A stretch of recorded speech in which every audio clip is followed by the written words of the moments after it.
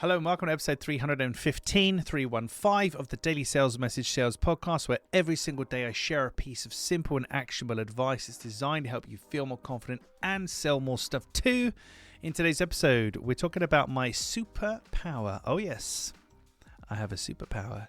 You may not have realized it. I don't wear a cape. I don't have an S on my chest or an I, if this is to be accurate to my actual superpower. But I do have a superpower, and it's ignorance. Ignorance is my superpower. Ignorance is my superpower. And I use this quite a lot, particularly with my Clear Sales Message clients, when I'm asking them questions about their business to construct the messaging for them, dismantle what they're up to, so I can really piece it all back together.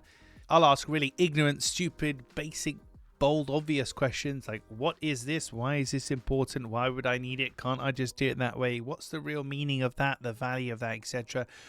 By asking ignorant, basic, obvious layperson questions, that is how we boil down somebody's messaging into the most simple components that matter so anybody could understand it. Using ignorance, so not using my basic level of understanding of something, asking as many questions as possible helps me to simplify people's messaging and really get to what matters. And this is where a lot of people go wrong. When it comes to messaging and branding, etc., we jump straight to, let's make it sound cool, let's make it look cool. So, oh look, they alliterate, they all start with the same letter, aren't we cool? Or that rhymes, isn't that cool? But in doing so, we can sidestep basic level of human understanding.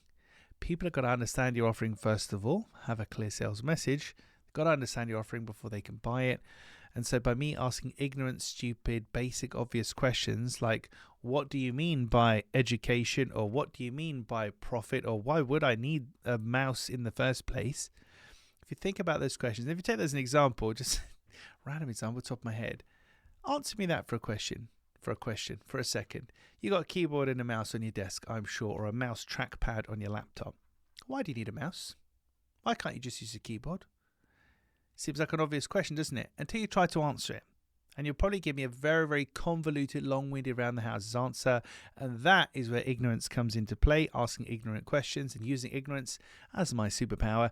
Because once you can answer succinctly, well, you need a mouse because it can do things the keyboard can't do. Or whatever your simple explanation might happen to be, that's compelling. That's confident.